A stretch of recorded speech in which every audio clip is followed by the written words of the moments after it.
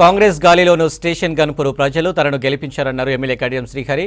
Wardhannapet MLA నాగరాజును Kadiyam Srihari, Kavya కలిశారు. నియోజకవర్గ అభివృద్ధి కోసమే సీఎం రేవంత్ రెడ్డి సమక్షంలో కాంగ్రెస్ పార్టీలో చేరామన్నారు కడియం శ్రీహరి. కాంగ్రెస్ పార్టీలో కలిసి పనిచేసేందుకు ఎమ్మెల్యే నాగరాజును కలిశామన్నారు కావ్య.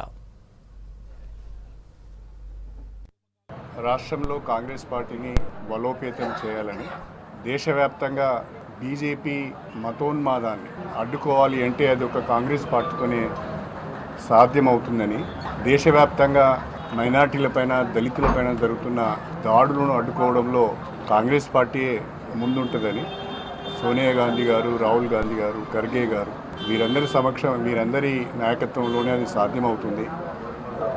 లౌకికవాదాన్ని నిలబెట్టుకోవడానికి వీలవుతుందనే ఆలోచనలో భాగంగా పార్టీలో చేయడం జరిగింది.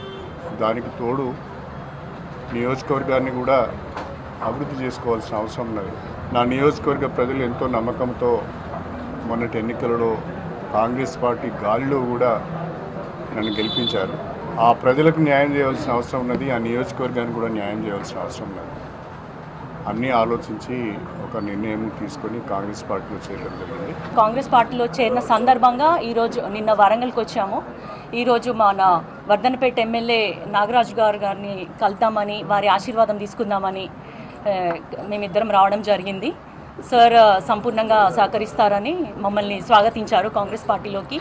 అది ఇంకా ప్రత్యక్ష ఎన్నికల్లో గురించి మాట్లాడడానికి మనకేం అవకాశం ఇంకేం రాలేదు. వచ్చినాక తప్పకుండా నేను చెప్తాను ఎట్లా అనిపిస్తుంది అన్నది.